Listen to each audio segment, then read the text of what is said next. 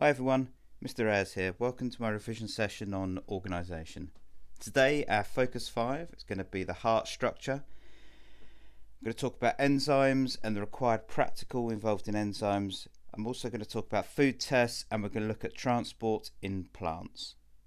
This is not an exhaustive list of revision. It's just the top 5 things that we think are most commonly misunderstood, also most likely to come up in exams. So labelling the heart's quite a tricky thing to do because there's just so many new names. Hopefully I can give you some tips and hints as to how best remember them. So the first thing we need to do is establish which is the left hand side of the heart, which is the right hand side of the heart. To do this, I imagine the heart belonging to a patient lying in front of you. Here we can see the patient's waving his left hand. This therefore means that this is the left hand side of the heart. So zooming in, we can see the left hand side of the heart here and the right hand side of the heart here. It's a bit confusing because it seems to be the wrong way round to you as you're looking at it, but you have to remember that it's as if it was the patient lying in front of you. So moving on to the chambers of the heart, there are 4 chambers, the top 2 chambers and the bottom 2 chambers. To remember this, I simply draw a heart and I make the top into an A and the bottom into a V. That helps me remember that the top chambers of the heart are the atria and the bottom are the ventricles.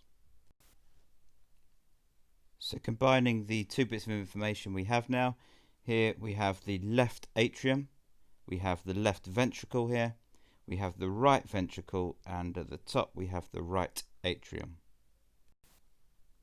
Okay, having zoomed out now, we can trace the flow of the blood through the heart.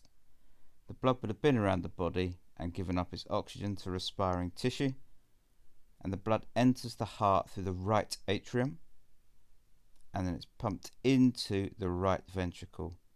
At this point the blood will be pumped up to the lungs where it will receive oxygen, become oxygenated and give up its carbon dioxide. The blood will then move into the left atrium, the left ventricle, and then it's pumped up and around the body.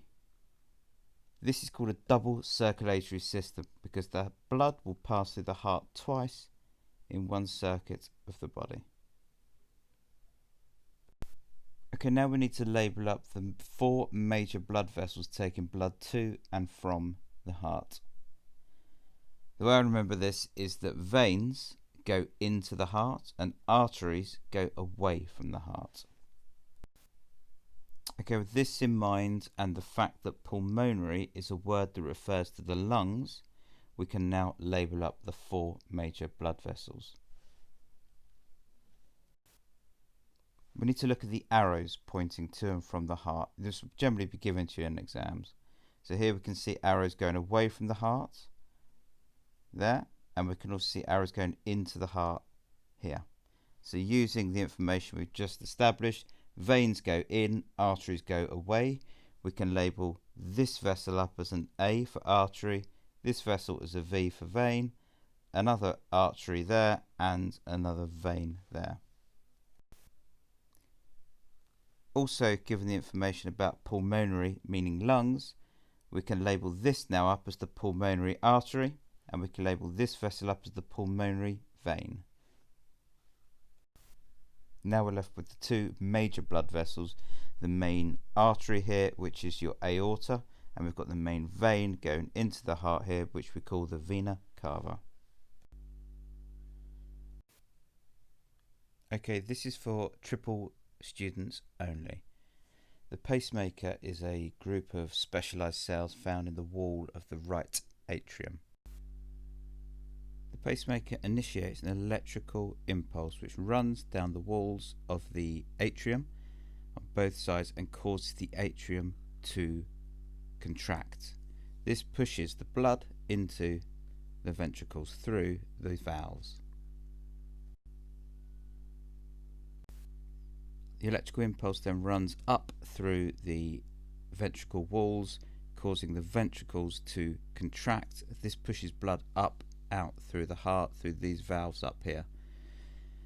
The valves that are located between the atria and the ventricles are then closed, which stops blood flowing back into the atria.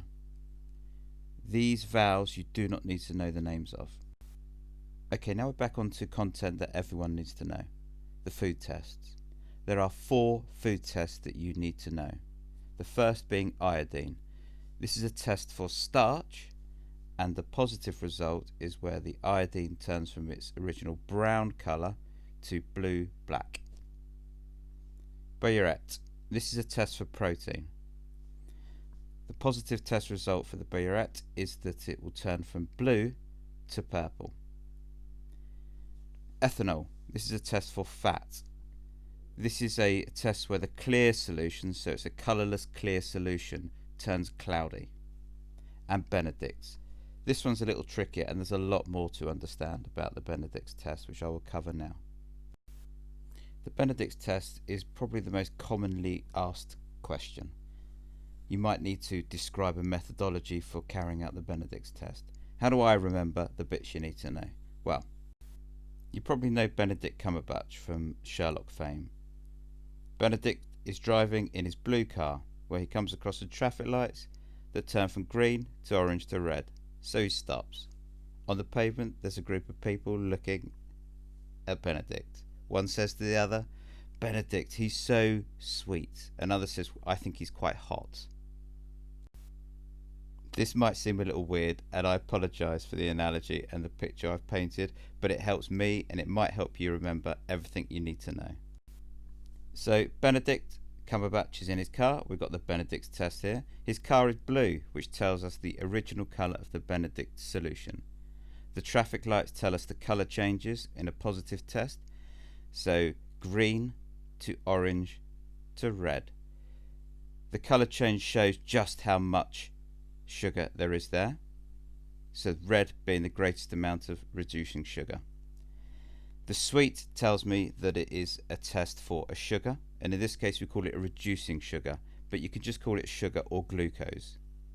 Hot tells me that I need to heat the test up for it to work. So for this I would use a water bath to safely raise the temperature of the Benedict solution. The Benedict's test is a quantitative test, which means you can measure a value for the concentration of reducing sugar present. Here we can see the original colour of the Benedict's moving to the green, to the orange, to the red. As we move through the colours, the concentration of glucose or reducing sugar increases. Moving on to enzymes. Enzymes are really important in that they come up a lot in exams, and also what you know about enzymes can be transferred to different areas of biology, so it doesn't sit solely within this section. They are biological catalysts, which means they speed up rates of reactions within your body. Here we can see an enzyme, and we can see this part of the enzyme called the active site. This is a really important keyword, and you should try and use it when you're talking about enzymes. So here we've got the substrate, and the substrate will bind to the active site. Remember, it's complementary, so only this substrate will bind to this enzyme. This simplified model is called the lock and key theory. Called so because the substrate fits into the enzyme like a key into a lock.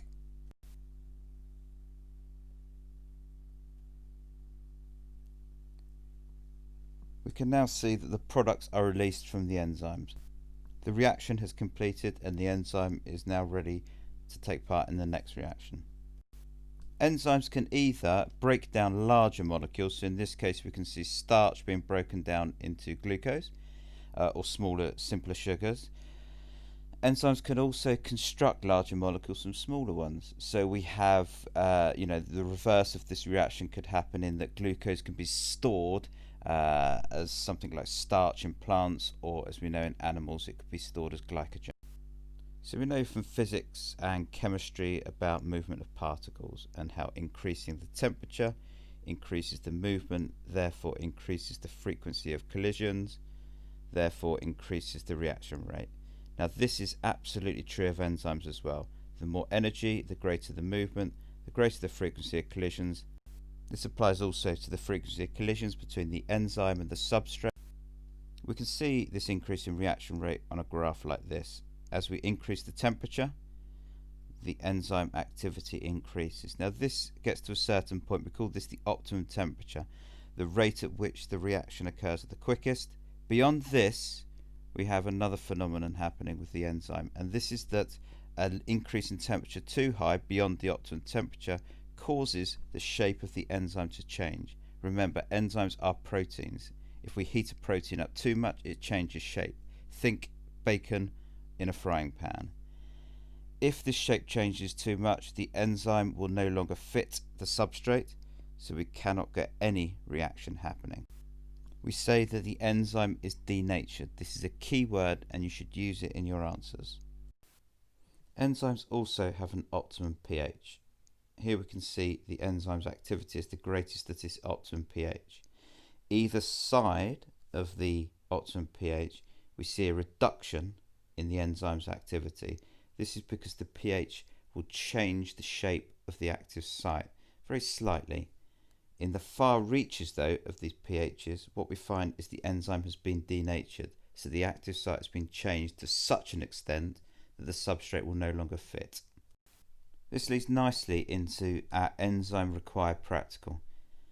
In this practical, what we did is we tested the effect of pH, different pHs, on the activity of an enzyme. This enzyme was amylase. Amylase is an enzyme which breaks down starch into simpler sugars such as glucose. We took a spotting tile, which is a white tile with little dimples in, which allows us to see a colour change really effectively. In each of the dimples, what we did is we put a drop of iodine. Remember, the iodine is the food test for starch. So a positive food test, we would see the iodine turning from a brown to a bluey black. Okay, we then took a water bath, which, if you remember, allows us to control the temperature of a solution. In this case, we were doing it at 30 degrees centigrade, and we keep this the same all the way through the experiment. It is a control variable. We then took 2 centimeters cubed of amylase, which is the enzyme. Again, we kept this the same all the way through the experiment. It's another control variable. We took 2 centimeters cubed of starch in a different test tube. Again, the same all the way through, so another control variable. We then took 2 centimeters cubed of a pH buffer solution. This is the thing that we are going to be changing throughout the experiment. This is called our independent variable. We are changing the pH of the solution. So we might be doing pH 3, pH 4, pH 5, pH 6, pH 7. Once we had left these solutions in the water bath for a set amount of time, 5 minutes, they had got up to temperature. What this also did is it gave us another control variable. We kept this the same through the experiment. We took each solution, combined them into the one test tube. We used a stopwatch to time 30-second intervals, and every 30-second intervals we would take a drop of the solution and place it into a dimple of the spotting tile. We can see here that at the first interval, the 30-second interval, there was a colour change from brown to black, blue-black, which means that the starch is still present in the solution. Therefore, the amylase has not yet broken down the starch. We continue this process every 30 seconds. Again, we can see that a reaction has not happened yet. This process is continued until we see that there is no colour change. This is the point at which we take the reading. At 4 minutes, we can see here that a reaction has happened, so all of the starch has been broken down by the amylase, and at this point we would stop and record this value. This is our dependent variable, the thing that we are measuring, this being the rate of reaction. We completed the experiment for different values, pH values, and we can see here that we go from pH 3 all the way up to pH 11. We also recorded the rate of reaction for each pH. Our results showed that the quickest rate of reaction was found to be at pH 7, so this was the optimal pH of the enzyme. At lower pHs, the reaction rate decreased, and at higher pHs, the reaction rate decreased. Discussion. The enzymes have a specific optimum pH, which means that the pH they work the best at, as we move away from that optimum pH, the enzyme activity reduces. If we get too far outside the range, then our enzymes are denatured. We would say that at point pH 3 and pH 11, our enzyme had become denatured. They no longer worked. So our last focus will be on plant transport for this revision session. This can be how water moves from the soil into the roots, up through the stem, to the leaves. It can also be how gases diffuse into the leaf and gases diffuse out to the leaf. And also how the products of photosynthesis can move from the leaf to other areas of the plant where it's required. So here I've taken a cross section of the leaf. We can see this here, the top of the leaf being up here and the bottom down here. These epidermal cells at the top and epidermal cells at the bottom. The palisade cells, or the palisade mesophyll, which is the tissue, is actually where the magic happens in terms of photosynthesis. Palisade cells have relatively large numbers of chloroplasts in them compared with other cells in the plant. Now that's not to say that photosynthesis doesn't occur elsewhere in the plant, it's just that it occurs at the greatest degree in palisade cells. Okay, moving on to the spongy mesophyll. So this is the tissue sitting below the palisade mesophyll. We have air pockets in the spongy mesophyll, which allows for the diffusion of carbon dioxide into the leaf and oxygen, a product of photosynthesis, to diffuse out of the leaf. This will occur through tiny holes in the bottom of the leaf called stoma. A stoma will be the hole there, and the two cells either side of the stoma, which open and close to allow gases to diffuse in, are called the guard cells. The oxygen will then diffuse up through into the palisade mesophyll, as I said, where the majority of photosynthesis occurs. Clearly we have the need for oxygen, but there is also the need for water. Now the next part is how that water gets to these cells. We talk about movement of water and mineral ions into the plant and up through the plant. We must be careful with the language that you use.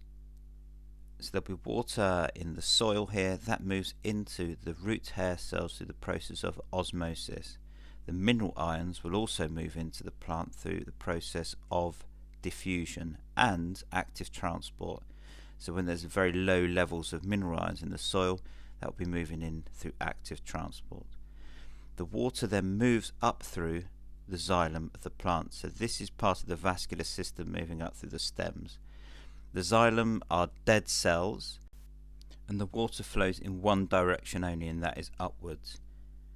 The water moves through a process of something called capillary action, which you don't need to know. However, it's a simple process whereby water molecules are slightly attracted to each other and the surface of the vessel. So this draws water up. This water then moves up through the vascular system to the leaves, where it is used in photosynthesis. Any water that is not used in photosynthesis will actually be lost through the stoma. So this is something the plant doesn't really want to happen, but it does happen, and this is water lost through diffusion. We call this transpiration. So water will now move from the xylem vessels into the palisade cells, where it will be used in photosynthesis. You will also have water moving out through from the spongy mesophyll into the outside through diffusion. It is, as to this point, water vapour, so it will move through diffusion.